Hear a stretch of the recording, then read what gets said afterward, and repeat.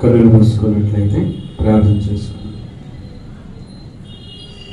ప్రార్థన విను దేవ, ఇంతవరకు నాయన ఈ కార్యక్రమాన్ని పరిశుద్ధాత్ముడి ద్వారా క్రమముగా మర్యాదగా మీరు నడిపించినందుకై మీకు స్తోత్రములు చెల్లించుచున్నాను దేవ. ఈ సమయంలో నాయన మీ దాసుడనైనా నేను మీ మాటలను చెప్పబోవచ్చు ఉండగా పరిశుద్ధాత్ముడి ద్వారా నన్ను బలపరచు దేవ. ఇక్కడ కూడుకున్నటువంటి వారు మీ మాటలను జాగ్రత్తగా వినడానికి, ప్రతి మాటను కూడా గ్రహించడానికి, మీ మాటల వలన నడతను నాయన శుద్ధి చేసుకోవడానికి మీరు ఇంతవరకు సహాయం చేసిన విధంగా సహాయములు చేయమని మీకు మారువైనటువంటి యేసుక్రీస్తు పేరట మనను అడుగుచున్నాను తండ్రి.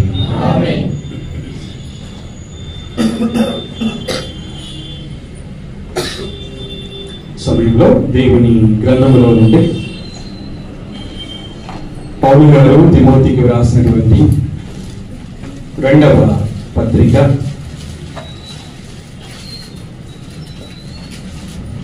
1వ అధ్యాయము 15వ వచనము నుంచి 18వ వచనము వరకు మనము చదువుకున్నాం. ఆసియాలోని వారందరూ నన్ను విడిచిపోయిన సంగతి నీవు ఎరుగుదువు. వారిలో ఫొగేలు హెర్మోగెనే అను వారున్నారు. ప్రభువు ఒనేసిఫోరు ఇంటి వారి యందు కనికరము చూపునుగాక. అతడు రోమాకు వచ్చినప్పుడు నా సంఖ్యలను గూర్చి సిగ్గుపడక శ్రద్ధగా నన్ను వెతికి కనుగొని అనేక పర్యాయములు ఆదరించను. మరియు అతడు ఎఫెసులో ఎంతగా ఉపచారము చేసినో అది నీవు బాగుగా ఎరుగుదువు. ఆ దినమునందు అతడు ప్రభువు వలన కనికరము పొందినట్లు ప్రభువు అనుగ్రహించునుగాక.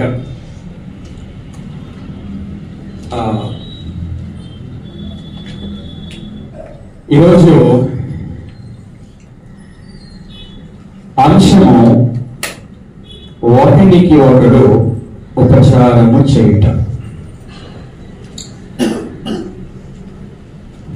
ఉపచారము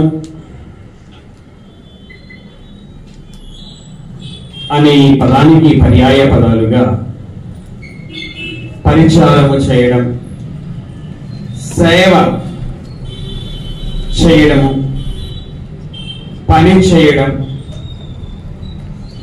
అనే ఈ పదాలన్నీ కూడా ఉన్నాయి. గత బుధవారము బైబిల్ స్టడీలో యేసుక్రీస్తు వారు ప్రతి గ్రామములో ప్రతి పట్టణములో దేవుని రాజ్య సువార్తను తెలుపుచు ప్రకటించుచు ఉన్నప్పుడు మగ్దలేనే అనబడిన మరియా, యోహన్నయు, సూసన్న మరియు ఇతరులు అనేకులు ఆయనకు ఉపచారము చేశారు అని జ్ఞాపకము చేసుకున్నాం.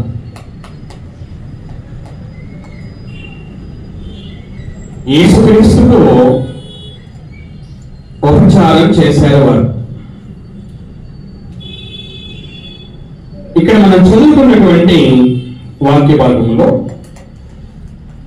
అపోస్తలుడైనటువంటి పౌలు తిమోతికి వ్రాసినటువంటి 2వ పత్రిక 1వ అధ్యాయము 15వ వచనం నుంచి 18వ వచనం వరకు ఉన్నటువంటి ఈ వచనాలలో ఒనేసిఫోరు అనే ఒక విశ్వాసిని మనం చూస్తూ ఉన్నాం. ఈ పేరుకు అర్థము ఏమిటి అంటే లాభమును చేకూర్చువాడు.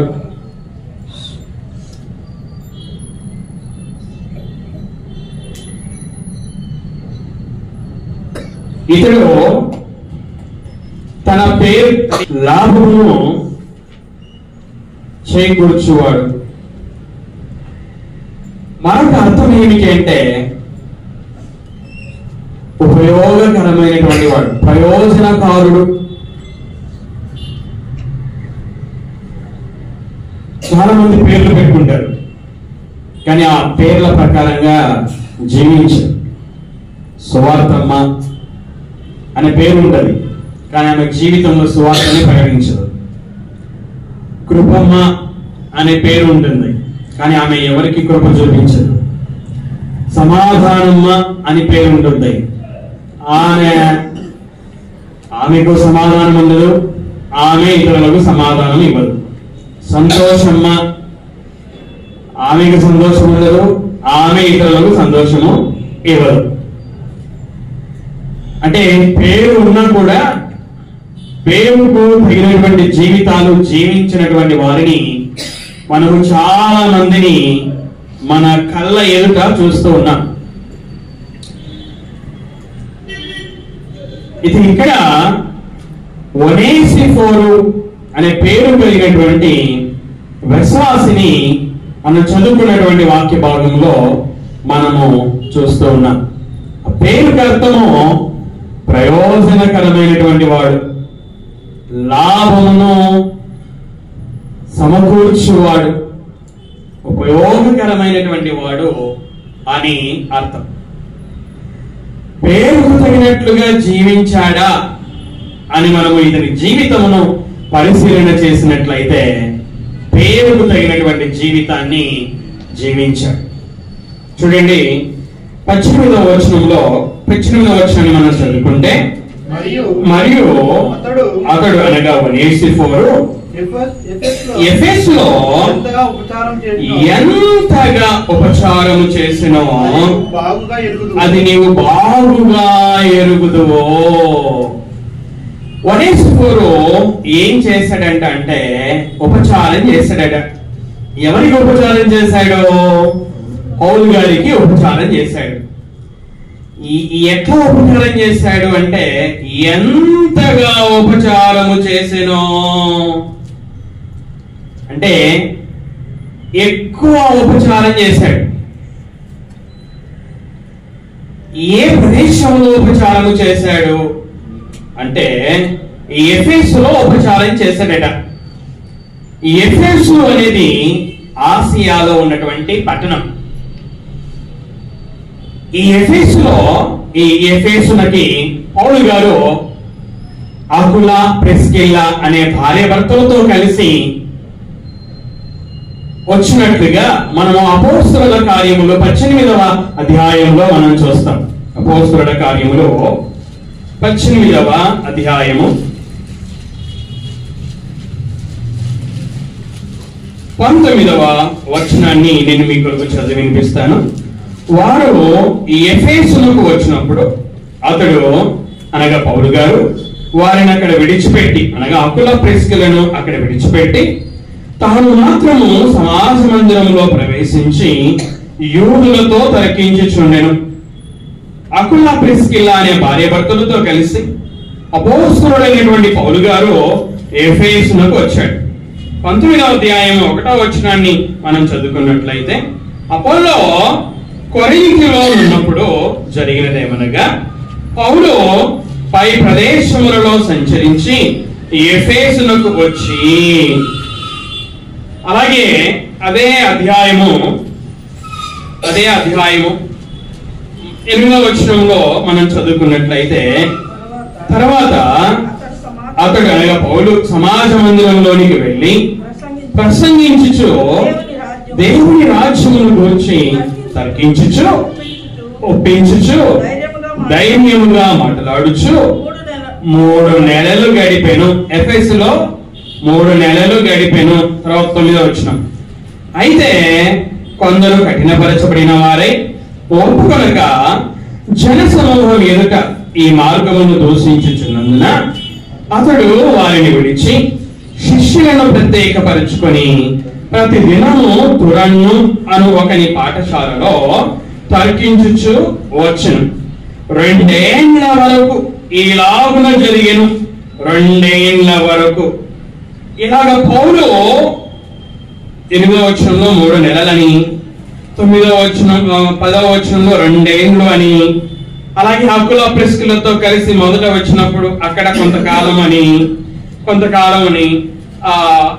పౌలు గారు ఉన్నట్లుగా మనం చూస్తున్నాం.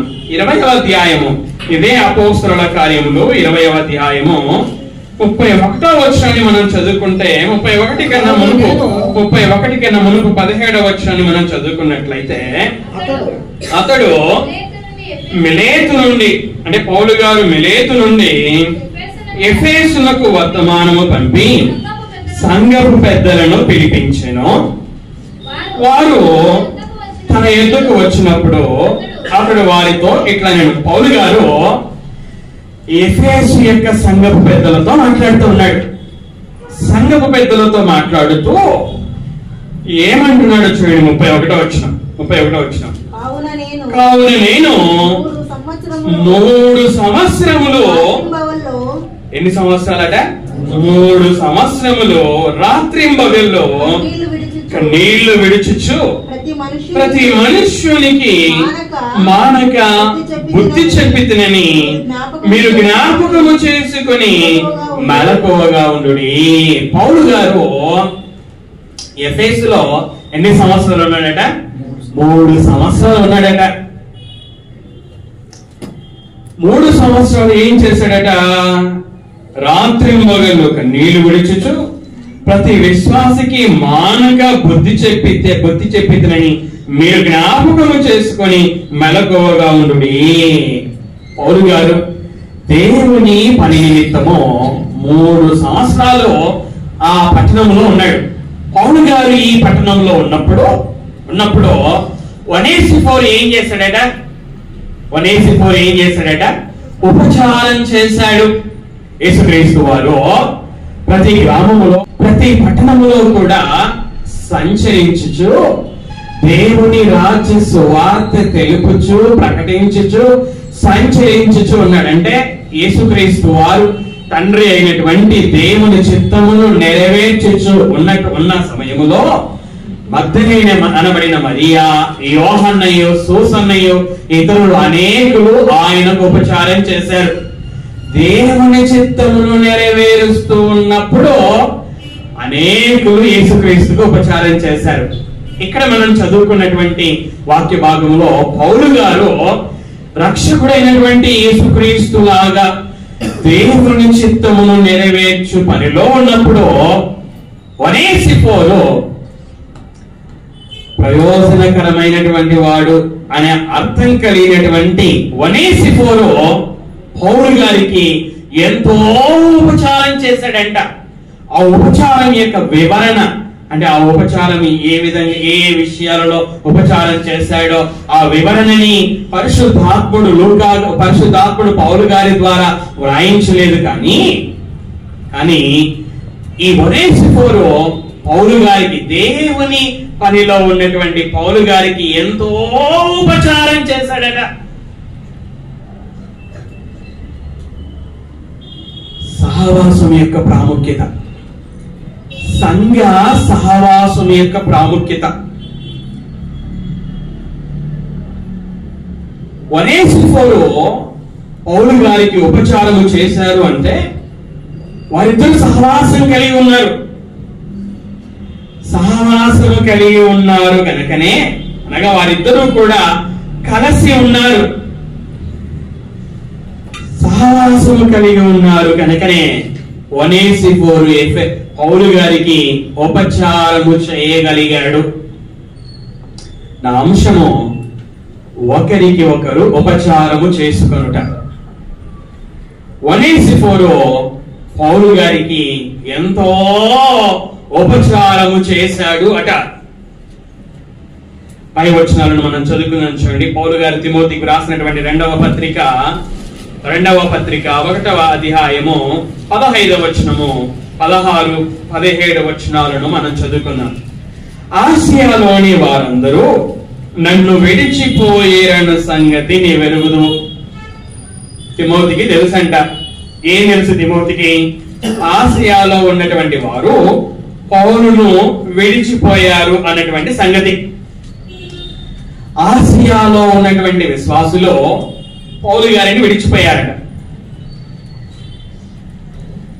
యేసుక్రీస్తు వారు గెత్సెమనే తోటలో ఉన్నప్పుడు ఇస్కరియోతు యూదా సైనికులను తీసుకొని తోటలోనికి రావడము మనమందరం కూడా ఎరుగుదము. ఆ సైనికుల చేతులలో కత్తులు, గుదియలు ఉండడము మనమందరం ఎరుగుదము. ఆ పరిస్థితిలో శిష్యులు కూడా యేసుక్రీస్తును విడిచిపెట్టిపోవడాన్ని మనం చూస్తాం. యేసుక్రీస్తు వారు ముందే తెలియజేశారు, గొర్రెల కాపరి కొట్టబడతాడు, గొర్రెలన్నీ కూడా చెదరిపోతాయి అని చెప్పడాన్ని మనమందరం కూడా ఎరుగుదము. ఆయన చెప్పినట్లుగానే ఆ గెత్సెమనే తోటలో ఆ సైనికులు యేసుక్రీస్తును పట్టుకొని బంధించి అన్న దగ్గరికి, కైప దగ్గరికి, మహాసభ దగ్గరికి తీసుకొని పోక మునుపు ఆ తోటలో శిష్యులు ఆయనను విడిచిపెట్టిపోవడాన్ని మనం చూస్తాం. పేతురు, ప్రభువా అందరూ విడిచిపోయినా కూడా నేను నిన్ను విడిచిపోను, అవసరమైతే నా ప్రాణం పెడతాను అని చెప్పినటువంటి పేతురు కూడా ఆయనను విడిచిపెట్టిపోవడాన్ని మనం చూస్తాం. యేసుక్రీస్తును విడిచిపెట్టినట్లుగానే ఇక్కడ పౌలును కూడా దేవుని పనిలో ఆసియాలోని వారందరూ కూడా విడిచిపోయారట. ఎందుకు విడిచిపోయారు? మేము పౌలును విడిచిపెట్టకపోతే మేము కూడా శ్రమను ఎదుర్కోవాల్సి వస్తుంది అని వారు విడిచిపోయారు. వారిలో ఇద్దరి పేర్లని వ్రాసారు చూడండి. ఆసియాలోని వారందరూ నన్ను విడిచిపోయారని సంగతిని వెరుగుదు. వారిలో ఫుగెల్లు, హెర్మోగనే అనువారున్నారు. ఇద్దరి పేర్లని పరిశుద్ధాత్ముడు పౌలు గారి ద్వారా వ్రాయించారు. ఏం పేర్లు అంటే వారి పేరు? ఫుగెల్లు, హెర్మోగనే. వీరు నమ్మకస్తులు కాదు, నిజమైనటువంటి స్నేహితులు కాదు. సామెతల గ్రంథంలో ఒక మాట వ్రాయబడి ఉంది, నిజమైన స్నేహితుడు విడువక ప్రేమించును అని. నిజమైన స్నేహితుడు విడవడు. దుర్దశలో అంటే చెడు దశలో నిజమైన స్నేహితుడు సహోదరుడుగా ఉంటాడు అంట. నిజమైన స్నేహితుడు విడవడు. వీరు పౌలును విడిచారు అంటే వీరు పౌలు గారికి నిజమైనటువంటి స్నేహితులు కారు. వీరు పౌలు గారు తన జీవితంలో దేవుని పనిలో ఉన్నప్పుడు అతడు ఎదుర్కొనేటటువంటి శ్రమలను వివరిస్తూ కపట సహోదరుల వలన ఆ ఆపదను ఎదుర్కొన్నాడు అనే విషయాన్ని రాశాడు. అంటే తన జీవితంలో కపట సహోదరులను కూడా ఎదుర్కొన్నాడు. వీరి ఉదాహరణ ఫుగెల్లు, హెర్మోగనే అనేవారు ఉదాహరణ. నిజమైన స్నేహితులు కారు, నమ్మకస్తులు కారు వీరు. అయితే ఇలాంటి పరిస్థితిలో ఒనేసిఫోరు గురించి పరిశుద్ధాత్ముడు పౌలు గారి ద్వారా ఏమని వ్రాయించారో చూడండి. పౌలును ఆసియాలోని వారు విడిచిపెట్టిపోయినప్పుడు వారిలో ఫుగేలు, హెర్మోగనే అనువారు విడిచిపెట్టినటువంటి వారి జాబితాలో ఉన్నప్పుడు అలాంటి పరిస్థితుల్లో పౌలుతో ఉండి మరి ఒనేసిఫోరు ఏం చేశాడో మనము 16-17 వచనాలలో చదువుకుందాం. ప్రభువు ఒనేసిఫోరు ఇంటి వారి యందు కనికరము చూపును గాక. ఎందుకు కనికరం చూపాలి? దేవుడు ఒనేసిఫోరు ఇంటి వారి యందు ఎందుకు కనికరం చూపాలి? ఎందుకు కనికరం చూపాలో చెప్తున్నాడు చూడండి. అతడు రోమాకు వచ్చినప్పుడు నా సంఖ్యలను గూర్చి సిగ్గుపడక శ్రద్ధగా నన్ను వెదకి కనుగొని అనేక పర్యాయములు ఆదరించెను. దేవునికి స్తోత్రం. ఈ కారణాలను బట్టి దేవుడు ఒనేసిఫోరు ఇంటి వారి మీద కనికరము చూపాలి అని పౌలు గారు ఆ మాటలు రాశాడు. ఏం చేశాడట? ఆసియాలోని వారు పౌలు గారిని విడిచిపెట్టారు. దేవుని పనిలో ఉన్నటువంటి పౌలు గారిని విడిచిపెట్టారు. శ్రమల దేవుని పనిలో సంఖ్యలు వేయబడి దేవుని పనిలో సువార్త కొరకై ఖైదీగా రోమాలోని చెరసాలలో ఉన్నటువంటి పౌలు గారిని విడిచిపెడితే ఇక్కడ ఒనేసిఫోరు ఏం చేశాడట? అతడు రోమాకు వచ్చినప్పుడు పౌలు గారు రోమా ఇటలీ దేశపు రాజధాని అయినటువంటి రోమాలో చెరసాలలో ఖైదీగా ఉన్నాడు. అతని చేతులకు సంఖ్యలు వేశారు. అతను సంఖ్యలతో బంధించబడి చెరసాలలో ఖైదీగా ఉన్నాడు. అయితే అటువంటి సమయంలో ఒనేసిఫోరు ఏం చేశాడట? ఒకేసారి కాదు, పౌలు గారు రోమాలో మరి ఆ ఖైదీగా ఒకసారి కన్నా ఎక్కువగా చెరసాలలో బంధించబడ్డాడు అని మనం చూస్తాం. పౌలు గారు ఈ పత్రికలు రాసేసరికి రెండవసారి రోమాలోని చెరసాలలో బంధించబడి ఆ యొక్క చెరసాలలో నుండే ఈ యొక్క పత్రికను రాశాడు. ఇక్కడ ఒనేసిఫోరు ఏం చేశాడ?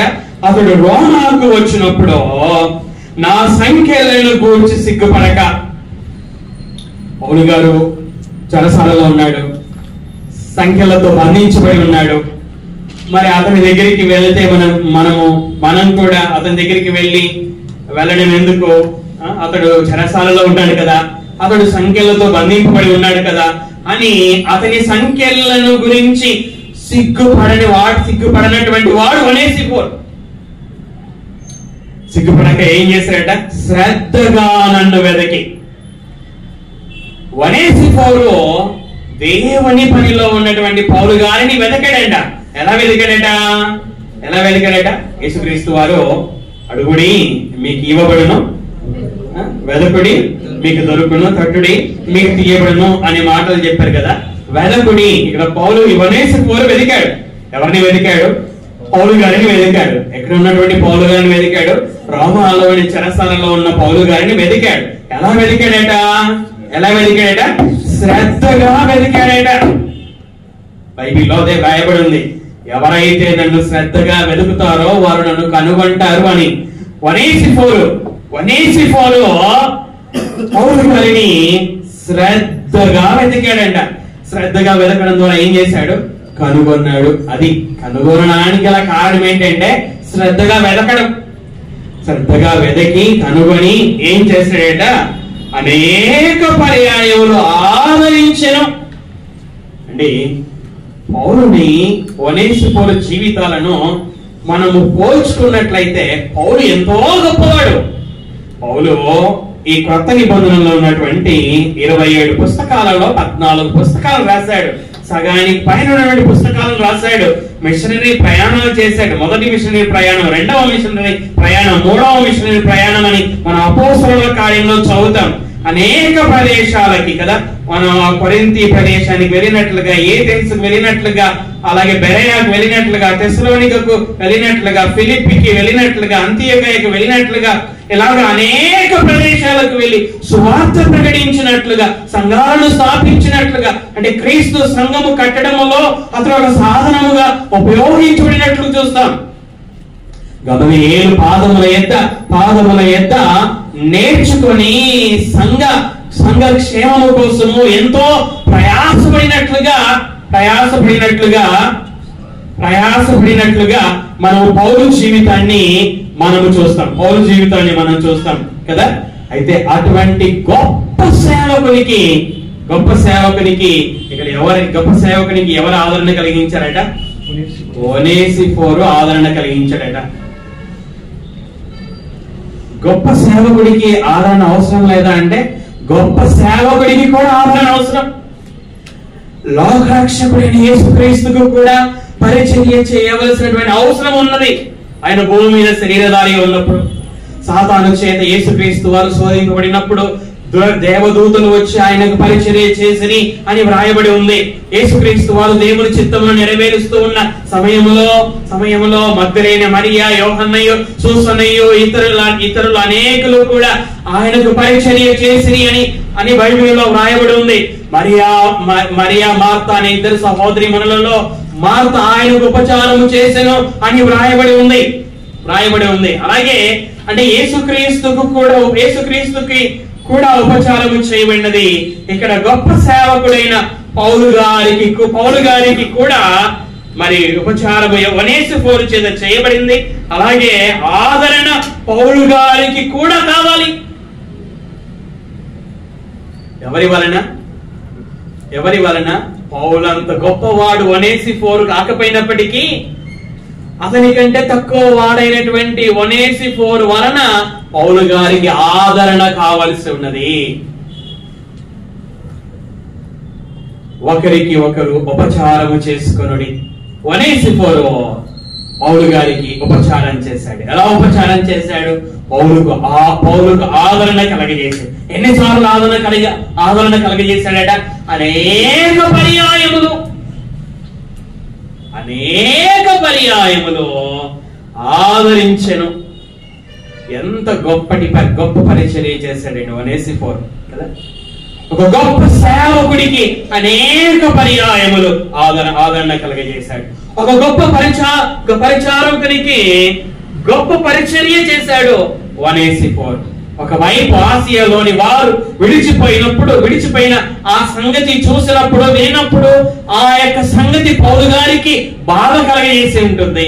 ఆ సంగతి వలన పౌలు గారు కృంగిపోయి ఉంటారు. కానీ అపనమ్మకమైనటువంటి స్నేహితుల ద్వారా, అపనమ్మకస్తుల ద్వారా, కపట సహోదరుల వలన అతడు కృంగిపోయి ఉన్నప్పుడు ఒనేసిఫోరు ఆదరించాడు.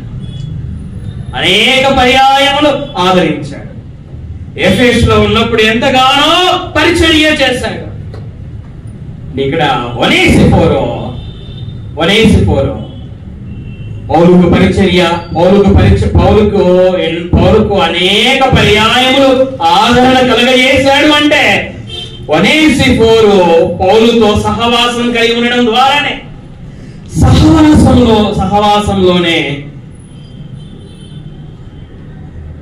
సహవాసంలో ఉన్నప్పుడే ఒకరికి ఒకరు పరిచర్య చేసుకోగలరు.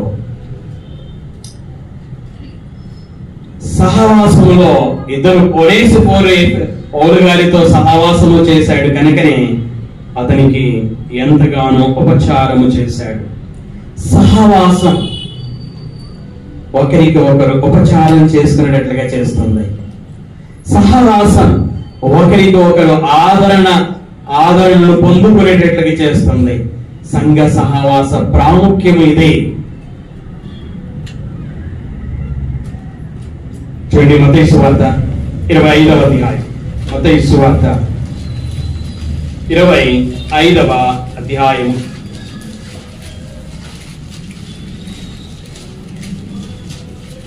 31వ వచనం నుంచి, తన మహిమతో మనుష్య కుమారుడును ఆయనతో కూడా సమస్త దూతలను వచ్చినప్పుడు ఆయన తన మహిమ గల సింహాసనము మీద ఆసీనుడై ఉండును. అప్పుడు సమస్త జనములు ఆయన ఎదుట పోగు చేయబడుదురు. గొల్లవాడు మేకలలో నుండి గొర్రెలను వేరుపరచినట్లు ఆయన వారిని వేరుపరిచి తన కుడి వైపున గొర్రెలను ఎడమ వైపున మేకలను నిలవబెట్టును. అప్పుడు రాజు తన కుడి వైపున ఉన్న వారిని చూచి, నా తండ్రి చేత ఆశీర్వదింపబడిన వారలారా, రండి, లోకము పుట్టినది మొదలుకొని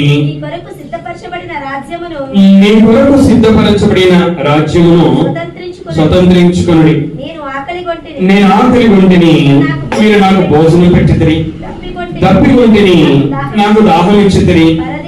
పరదేశినై ఉంటిని, నన్ను చేర్చుకొంటిని. దిగంబరునై ఉంటిని, నాకు బట్టలిచ్చితిరి. రోగినై ఉంటిని, నన్ను చూడవచ్చితిరి. చెరసాలలో ఉంటిని నా యొద్దకు వచ్చితిరని చెప్పొచ్చు చెప్పును. అందుకు నీతిమంతులు, ప్రభువా, ఎప్పుడు నీవు ఆకలి ఉండుట చూచి నీకు ఆహారం ఇచ్చితివి, నీవు తప్పికొని ఉండుట చూచి ఎప్పుడు దాహం ఇచ్చితివి, ఎప్పుడు పరదేశమే ఉండుట చూచి నేను చేర్చుకుంటేమి, దిగంబరివై ఉండుట చూచి బట్టలు ఇచ్చితివి, ఎప్పుడు రోగివై ఉండుటైనను చెరసాలలో ఉండుటైనను చూచి నీ యొద్దకు వచ్చితిమని ఆయనను అడిగెదరు. అందుకు రాజు, మిక్కిలి అల్పులైన ఈ నా సహోదరులలో ఒకనికి మీరు చేసితిరి గనుక నాకు చేసితిరని నిశ్చయముగా మీతో చెప్పుచున్నానని వారితో అనెను. ఇక్కడ యేసుక్రీస్తు వారి మాటల ప్రకారంగా సంఘంలో ఒక విశ్వాసి మరొక విశ్వాసికి ఉపచారం చేసినట్లయితే అది యేసుక్రీస్తుకు చేసినట్లే అట. యేసుక్రీస్తుకు చేసినట్లయితే ఆయనను పంపించినటువంటి దేవునికి చేసినట్లే. యేసుక్రీస్తు వారు ఇశ్రాయేలీయుల దగ్గరికి తాను ఏర్పరుచుకున్నటువంటి 12 మందిని పంపుచున్నప్పుడు ఆయన వారితో మాట్లాడుచున్న సందర్భంలో చెప్పినటువంటి మాటలు ఏంటంటే, మిమ్మల్ని చేర్చుకున్నవాడు నన్ను చేర్చుకొనను, నన్ను చేర్చుకున్నవాడు నన్ను పంపిన తండ్రిని చేర్చుకున్నవాడు అనే మాటలను పలికాడు. ఇక్కడ యేసుక్రీస్తు వారు ఏమంటున్నారంటే ఆ సహోదరులలో 50వ వచనంలో 40వ వచనంలో మిక్కిలి అల్పులైన ఈ నా సహోదరులలో ఒకనికి మీరు చేసితిరి గనుక నాకు చేసితిరని నిశ్చయముగా మీతో చెప్పుచున్నానని వారితో నేను.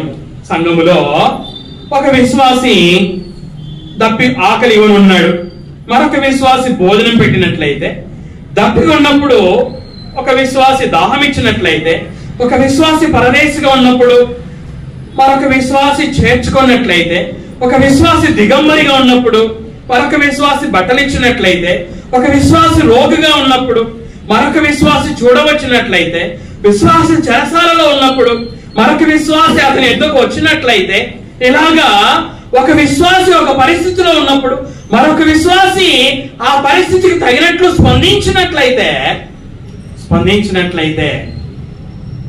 ఆ విశ్వాసి చేసింది. ఆకలి కొనిన విశ్వాసికి ఆహారం పెట్టినప్పుడు, దప్పికొనిన విశ్వాసికి దాహం ఇచ్చినప్పుడు, రోగిగా ఉన్న విశ్వాసిని చూడడానికి వెళ్ళినప్పుడు, ఇలాగా విశ్వాసులు ఈ పరిస్థితులలో ఉన్నప్పుడు ఏ విశ్వాసి అయితే ఆ విశ్వాసి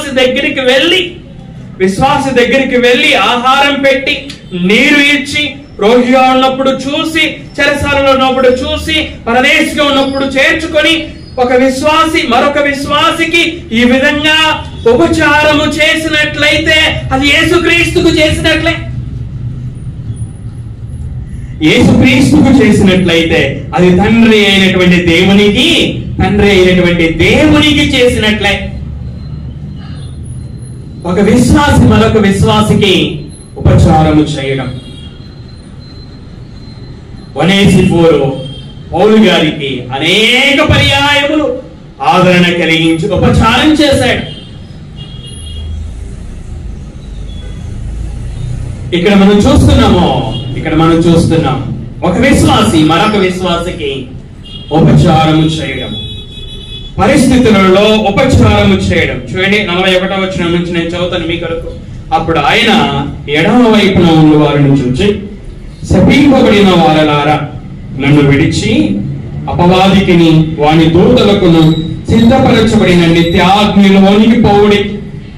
నేను ఆకలి వంటిని, మీరు నాకు భోజనం పెట్టలేదు, దప్పి వంటిని, మీరు నాకు దాహం ఇయ్యలేదు, పరదేశినై ఉంటిని, మీరు నన్ను చేర్చుకొనలేదు, దిగంబరినై ఉంటిని, మీరు నాకు బట్టలు ఇయ్యలేదు, రోగినై చెరసాలలో ఉంటిని, మీరు నన్ను చూడరాలేదని చెప్పును.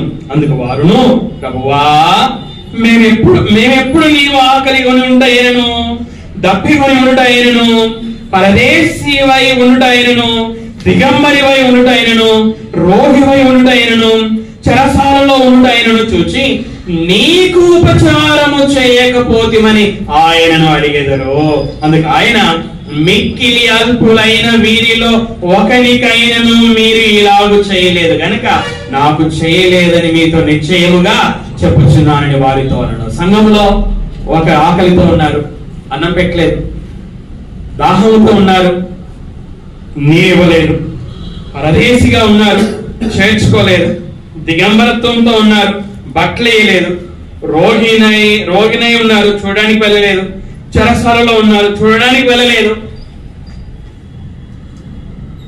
అలాగే మనము ఆహారం పెట్టకుండా, నీరివ్వకుండా, చేర్చుకోకుండా, రోగిగా ఉన్నప్పుడు పరామర్శించకుండా ఇలాగ మనం జీవించినట్లయితే అది మనం యేసుక్రీస్తుకు చేసినట్లు కాదు. యేసుక్రీస్తుకు చేయకపోతే ఆయనను పంపినటువంటి దేవునికి కూడా మనము ఉపచారము చేసినట్లు కాదు. అంటే ఇక్కడ మనకి ఏమర్థం అవుతుంది? సంఘములో ఒక సభ్యుడు ఆకలితో ఉన్నప్పుడు ఆయనకు అన్నం పెట్టడమే, దాహముతో ఉన్నప్పుడు ఆయనకు నీరు ఇవ్వడమే, రోగముతో ఉన్నప్పుడు పరామర్శించడమే, పరదేశిగా ఉన్నప్పుడు చేర్చుకోవడమే, ఇలాగ చెరసాలలో ఉన్నప్పుడు చూడడానికి వెళ్ళడమే, ఇలాగా సంఘంలో ఒక విశ్వాసికి చేయడమే అది యేసుక్రీస్తుకు చేయడమని, అది ఆయనను పంపినటువంటి తండ్రి అయినటువంటి దేవునికి చేయడము అని యేసుక్రీస్తు మాటలలోని భావము మనకు అర్థమవుతుంది. యోహాను గారు రాస్తూ, కంటికి కనిపిస్తున్నటువంటి సహోదరుణ్ణి ప్రేమించలేని నువ్వు కంటికి కనిపించని దేవుని నువ్వు ఎలా ప్రేమిస్తావో? దేవుడు ఆత్మ, ఆయన కంటికి కనిపించడు. నీ కంటికి కనిపిస్తున్న ఒక మనిషికి నువ్వు సహాయము చేయలేకపోతే, ఆ మనిషిని ప్రేమించక ఆ మనిషికి సహాయం చేయకపోతే, కంటికి కనిపించని దేవుణ్ణి నీవు ఎలా ప్రేమిస్తావు అని పరిశుద్ధాత్ముడు యోహాను గారి ద్వారా రాయించడాన్ని మనం చూస్తాం కదా. యేసుక్రీస్తు వారు 10 ఆజ్ఞలను 2 ఆజ్ఞలుగా క్లుప్తంగా చెప్పేశాడు. 2 ఆజ్ఞలలో 2వ ఆజ్ఞ ఏంటి? నిన్ను వలె నీ పొరుగువానిని ప్రేమించు. నిన్ను వలె నీ పొరుగువానిని ప్రేమించు. ప్రేమిస్తే దొంగతనం చేయవు అతని ఇంట్లో, ప్రేమిస్తే అతని చంపవు, నరహత్య చేయవు, ప్రేమిస్తే అతని కుటుంబీకులతో వ్యభిచారము చేయవు, ప్రేమిస్తే అబద్ధ సాక్ష్యాలు పలకవు, ప్రేమిస్తే అతని ఆశించవు, ప్రేమిస్తే మేలు చేస్తావు కానీ కీడు చేయవు. ప్రేమ పొరుగువానికి కీడు చేయదు. ప్రేమ ప్రాణం తీయదు, ప్రాణం ఇస్తుంది. యేసుక్రీస్తు వారు ప్రేమించి తన ప్రాణం ఇచ్చాడు. అది నిజమైన ప్రేమ. ప్రాణం తీసేది కాదు నిజమైన ప్రేమ. ప్రేమ దయ చూపిస్తుంది. ప్రేమ క్రూరత్వాన్ని చూపించదు కానీ దయను చూపిస్తుంది. ప్రేమ ఒకరికి ఒకరు ఉపచారము చేసుకొనుడి. మగ్దలేని అనబడిన మరియా, యోహన్నయు, సూసన్నయు దేవుని చిత్తమును నెరవేర్చే పనిలో ఉన్న యేసుక్రీస్తు వారికి ఉపచారం చేశారు. 184 పౌలు గారికి ఉపచారం చేశాడు. అనేక పర్యాయములు అతనిని ఆదరించి.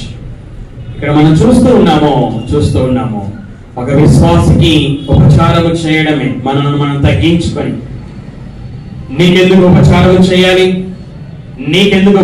చేయాలి అనే ఆ గర్వముతో మనము ఉన్నట్లయితే అది మనం యేసుక్రీస్తుకు ఉపచారం చేసినట్లు కాదు, దేవునికి ఉపచారం చేసినట్లు కాదు. మనల్ని మనం తగ్గించుకొని, మన రక్షకుడైనటువంటి యేసుక్రీస్తు వలె మనలను మనము తగ్గించుకున్నప్పుడే మనము ఒకరికి ఒకరు ఉపచారం చేసుకోగలం. యేసుక్రీస్తు వారు శిష్యులకి తగ్గించుకునే స్వభావాన్ని నేర్పించడానికి ఆయన పల్లెం తీసుకొని, ఆ పల్లెంలో నీళ్లు పోసుకొని, నడుమలకు టవల్ కట్టుకొని శిష్యుల యొక్క పాదాలను కడిగాడు. తగ్గించుకునే స్వభావాన్ని నేర్పించడానికే ఆయన వాళ్ళకు చేసి చూపించాడు. మీరు కూడా ఒకరి పాదాలు ఒకరు కడుక్కోవాలని చెప్పక మునుపు ఆయన చేసి చెప్పాడు. ఒకరినొకరు ప్రేమించుకోవాలి అని ఆయన చెప్పక మునుపు ప్రేమించి ఆయన చెప్పాడు. అలాగే ఒకరి పాదాలు ఒకరు కడుక్కోవాలి అని ఆయన కడిగి తర్వాత ఒకరి పాదాలు ఒకరు కడుక్కోవాలి అని చెప్పాడు. శిష్యులు నేను గొప్ప నేను గొప్ప నేను గొప్ప నేను గొప్ప అనే ఆలోచనలు వారి హృదయాలలో ఉన్నప్పుడు వారు హెచ్చించుకునే స్వభావాన్ని తీసివేసుకొని తగ్గించుకునే స్వభావము కలిగి ఒకరికి ఒకరు ఉపచారము చేసుకోవాలనే ఉద్దేశంతో ఆయన వారికి పాఠమును నేర్పించాడు. యేసుక్రీస్తు వారు ఆయన బోధకుడు కానీ దాసునిలాగా తగ్గించుకొని శిష్యుల యొక్క పాదాలను కడిగాడు. ఆయన ఇతరుల చేత పాదాలు కడిగించుకోవాల్సినటువంటి ఆయన, కానీ శిష్యులకి మాదిరి చూపించాడు. మాదిరి ఎలా చూపించాడు? ఆయన తగ్గించుకున్నాడు కనుకనే, ఆయన తనను తాను హెచ్చించుకొని ఉంటే, ఆయన నేను దేవుని కుమారుడును, నేను లోక రక్షకుడును, నేను దేవునితో సమానంగా ఉండ భాగ్యాన్ని కలిగినటువంటి వాడును అని తనను తానే హెచ్చించుకొని ఉండేవంటే తన శిష్యులకు మాదిరి చూపేవాడు కాదు. తను తాను హెచ్చించుకొని ఉంటే శిష్యుల పాదాలు కడిగేవాడు కాదు. తనను తాను తగ్గించుకొని శిష్యుల పాదాలు కడిగాడు. అలాగే ఇక్కడ ఉన్నటువంటి మనం కూడా మనల్ని మనం తగ్గించుకున్నప్పుడే, హెచ్చించుకున్నప్పుడు కాదు, గర్వం ఉన్నప్పుడు కాదు, అహంకారం ఉన్నప్పుడు కాదు. ఈ గర్వాన్ని అహంకారాన్ని మనలో నుంచి తీసేసుకొని మనల్ని మనం తగ్గించుకొని యేసుక్రీస్తు వారు తనను తాను తగ్గించుకున్నాడు. కనుక మనం కూడా నేనేంటి నీకు చేసేది, నేనేంటి నీకు పరిచర్య చేసేది అనే గర్వంతో కాకుండా, అహంకారంతో కాకుండా, నేను ఎంత చదువుకున్నా కదా, చాలా సార్లు నేను ఇంత చదువుకున్నా, అది కూడా సరిగా చదువుకొని ఉంటారు, ఏదో కాపీలు కట్టుకొని రాసి పాస్ అయి ఉంటారు. నేను ఇంత ఉద్యోగం చేస్తున్నా, అది కూడా ఏదో ఏదో ఏదో కరెక్ట్ గా ఉద్యోగం సంపాదించుకున్నట్లుగా బిల్డప్ కదా, ఎన్నెన్నో మోసాలు చేస్తే ఏమేమో చేస్తే ఆడ ఉద్యోగాలు సంపాదించుకుంటారు. కష్టపడి ఉద్యోగాలు సంపాదించుకున్న వాళ్ళు లేరు అని నేను అనడం లేదు. అంటే కాపీలు కొట్టి పాస్ అయిన వాళ్ళు బిల్డప్ లేదు, అబద్ధాలు చెప్పి అన్ని డూప్లికేట్ సర్టిఫికెట్లు సంపాదించి ఉద్యోగాలు చేస్తున్న వాళ్ళు కూడా బిల్డప్ లేదు. సరే, నువ్వు ఎంత చదువుకుంటే ఏంటి, ఏం ఉద్యోగాలు చేస్తే ఏంటి ఆ గర్వం అహంకారం మనలో ఉండకూడదు. నాశనంలోకి ముందేం నడుస్తుంది? గర్వము పడిపోవడానికి ముందేం నడుస్తుంది? అహంకారం నడుస్తుంది. గర్వం అహంకారం మన జీవితాలలో పనికి రాదు. గర్వం అహంకారాన్ని తీసేసుకొని మనం తగ్గించుకొని ఒకరికొకరు ఏం చేసుకోవాలి? సేవ చేసుకోవాలి. లోకంలో ఒక మాట ఉంది, మానవ సేవయే దేవుని సేవ. మానవ సేవ అంటే మానవునికి సేవ చేయడం. బైబిల్ అంతా చెప్పేది అదే కదా, నిన్ను వలి నీ పొరుగువానిని ప్రేమించు అంటే ఒట్టి మాటతో చెప్పడం కాదు కదా. నీ ప్రేమను క్రియతో చూపించు. క్రియతో అంటే నువ్వు సేవ చేసి చూపించు. సేవ చేసి ఒకరికి ఒకరు ఉపచారం చేయడం. చూడండి, పేతురు రాసినటువంటి మొదటి పత్రిక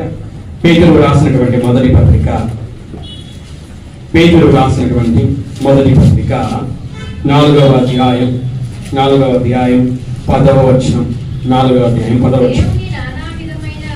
దేవుని నానా విధమైన కృప విషయమై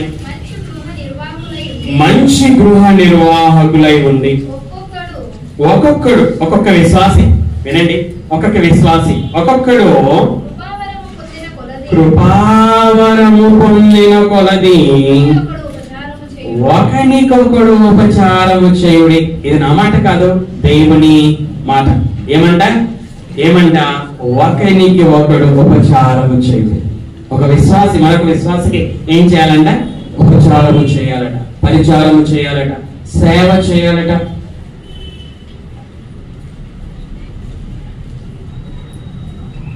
ఒక్కొక్కడు కృపావరము పొందిన కొలది.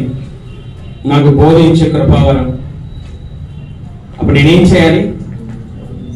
దేవుడు పరిశుద్ధాత్మను నాకు ఇచ్చిన బోధించే ఈ కృపావరాన్ని నేనేం చేయాలి?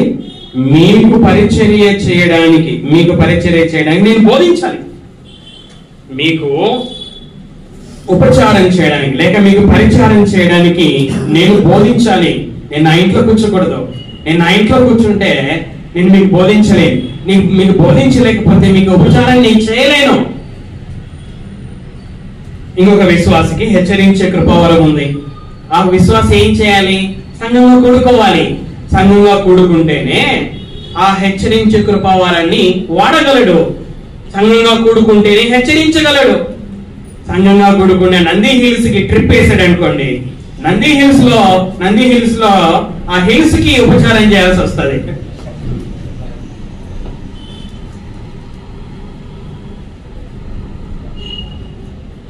ఏం చేయాలి?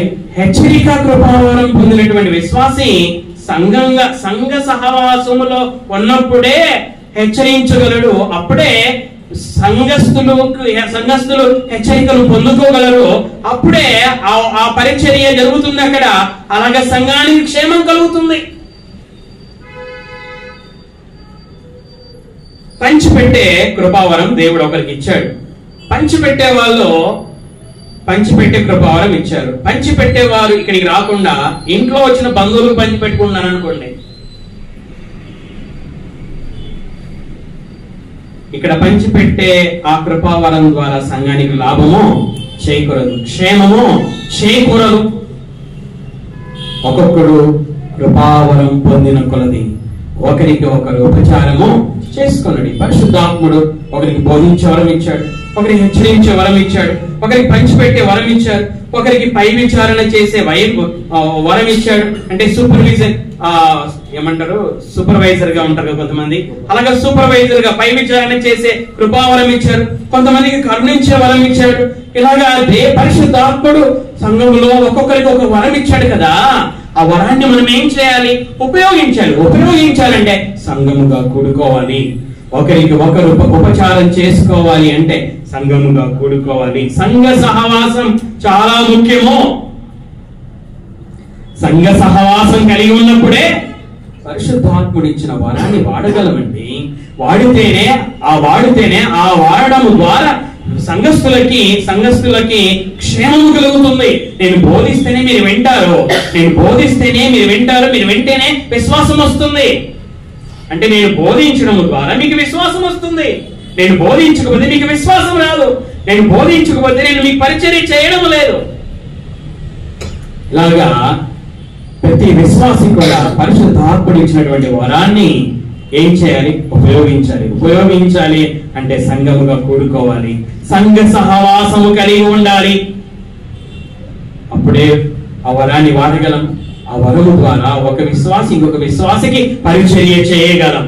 సంఘ సహవాసము ఎంత ప్రాముఖ్యమైనదో చూడండి. మీరు సంఘ సహవాసాన్ని నిర్లక్ష్యం చేస్తున్నారంటే దేవుడు పరిశుద్ధాత్ముడు మీకు ఇచ్చిన కృపావరాన్ని మీరు నిర్లక్ష్యం చేస్తా ఉన్నారు. పరిశుద్ధాత్ముడు మీకు ఇచ్చిన కృపావరాన్ని మీరు వాడడం లేదు.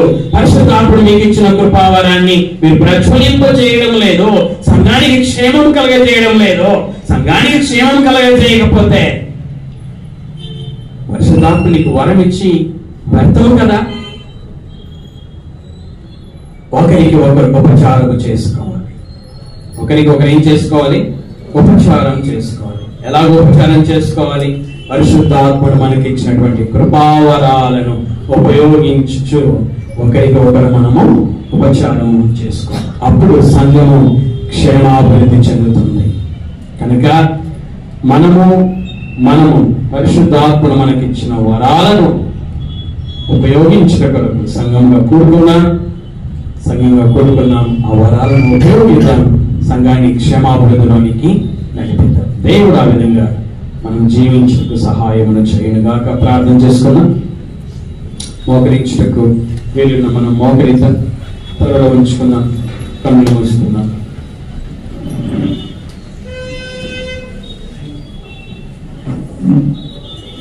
ప్రార్థన వేదవ దైవ, ఇంతవరకు నాయన ఈ మాటలు చెప్పడానికి మీరు సహాయం చేసినందుకే స్తోత్రాలు చెల్లించుచున్నాను దేవ.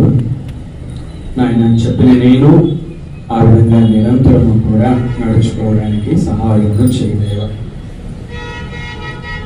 నాయన మీ మాటలు ఉదాసుడని నేను చెప్పాను.